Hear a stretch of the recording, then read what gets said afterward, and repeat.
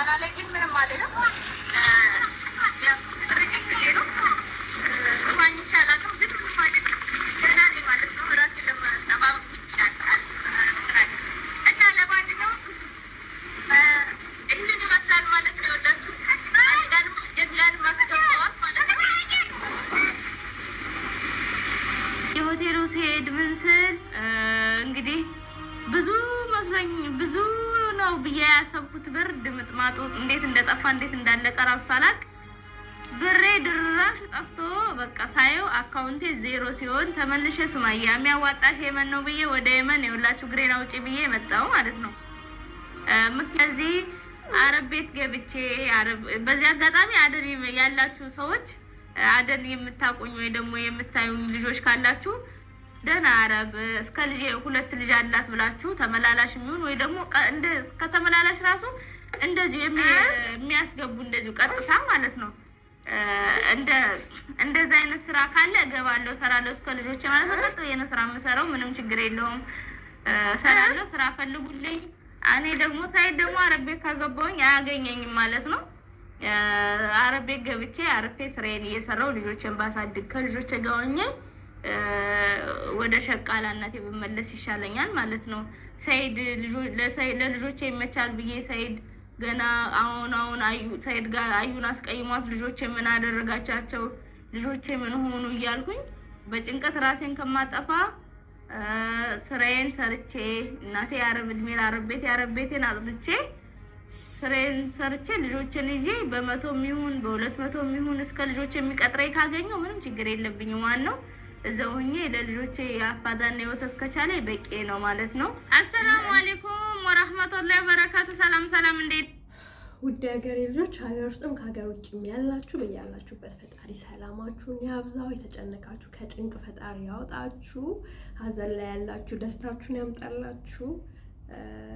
ስሜታችሁ የተረበሸ ምናምን ሰዎች ደግሞ ስሜታችሁ ደስተኛ ስሜት እንዲሆን ያደርጋችሁ።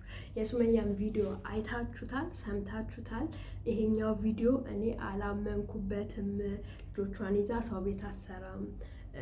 በእርግጥ አገሯ ላይ ሄዳለች ያለውን ነገር አይታ እኔ የሚመስለኝ በእኔ ግምት ተመልሳ ራሷን ድብቅ አድርጋ ተመልሳ ወደ መጀመሪያው ቤት ተዛ ገብታ እቃዎቿን የሸጠቻቸው አይመስለኝም። ከሆነ ከደበቀችበት ጉድጓድ አውጥታ እቃዎቿን ሁሉ መላልሳ ህይወቷን ትጀምራለች ብዬ ነው ማስበው። እንደዚህ አይነት ቪዲዮ ነው እኔ አሁን የምትለቀውን ቪዲዮ የምጠብቀው ማለት ነው። ሁለት ደግሞ እኔ ሰው እናንተ ምስኪን ነች፣ የእውነት ለመናገር ተጎድታለች። እንደ ሴት ልጅ ስሜቱ በጣም ከባድ ነው። ብዙ ነገር ደርሶባታል።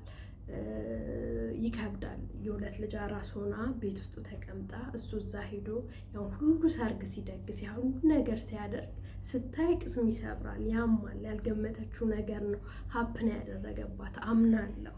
ግን ደግሞ በእምነቱ ሁለት ማግባት እንደሚቻል ታውቃለች። አሁን ማለት ወደ ራሷ ብትመልሰው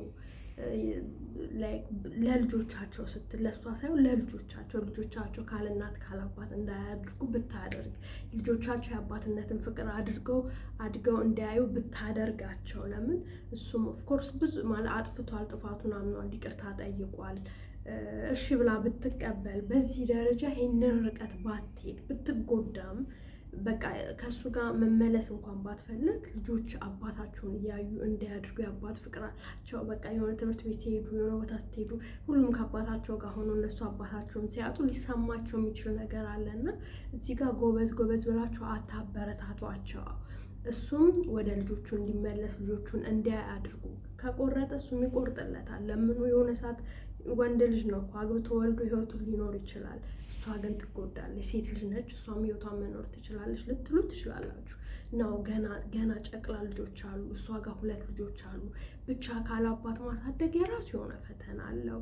ልጆቹም የሚፈተኑት ፈተና አለና በዚህ ደረጃ እርቀት ባትሄድ በቃ ከሱ ጋር እንኳን ግንኙነት ባትፈልግ በቃ ፒስ መፍጠር ይቻላል። ዘመን እኮ ማለት የሰለጠነ ነው የእውነት። በቃ መጥቶ ልጆቹን አይቶ ከልጆቹ ጋር እንትን ብሎ እህትና ወንድም ሆኖም እሱን ባትፈልገው መኖር ይቻላል። በቃ አንዳንዴ ገደል ሲገባ ጸጥ ብላ ባታዩ ብትይዘው የፈለገ ቢያጠፋ ወንድ ነው ማለት አላቅም እንዴት ልንረዳው እንደምንችለው። ግን እዚህ ጋር አታበረታቷት። የሆነ ትመለስ፣ አባት ልጁን እንዳይት አድርግ። ብዙዎቻችን ካላባት ካለእናት ያደጉ ልጆች አሉና ሲያርግ የሚያመጣው ተጽዕኖ የራሱ የሆነ ነገር አለውና ለልጆቿ ስትል ዋጋ ትክፈልና አባት ልጆቹን እንዲያይ ብታረግ አሪፍ ነው። እሱ ከተወ ህይወት እዛ ከመሰረተ ነው። ይቆጫታል ብዬ ነው ማስበው ብዬ አስባለሁ። በእምነት ያው እንደሚፈቀር ታውቃላችሁ። ትክክል አይደለም እሱ የሚሰራው ጥፋት በጣም ብዙ ነው። ግን በቃ ሴት ልጅ ጀግና ሆና ብትይዘው ብትመልሰው ብዬ ነው ማስበው እንደኔ አመለካከት። በተረፈ ላይክ፣ ሰብስክራይብ፣ ሼር እያደረጋችሁ አበረታቱኝ። በያላችሁበት ቦታ ፈጣሪ ሰላም ያደርጋችሁ። ከሰው ትዳር ሴት ነው የምትጎዳው። እባካችሁን ያገባ ወንድን አትጀንጅኑ። እየጀነጀናችሁ ያላችሁ ሁላ ጊዜም የሆነ ነገር ሀፕን ሲያደርግ እራሳችሁን በዛ ቦታ አድርጋችሁ እዩ ብዬ ነው ማስበው። በያላችሁበት ቦታ ሰላማችሁ ይብዛ። ላይክ፣ ሼር፣ ኮመንት፣ ሰብስክራይብ እያደረጋችሁ አበረታቱ። ባይ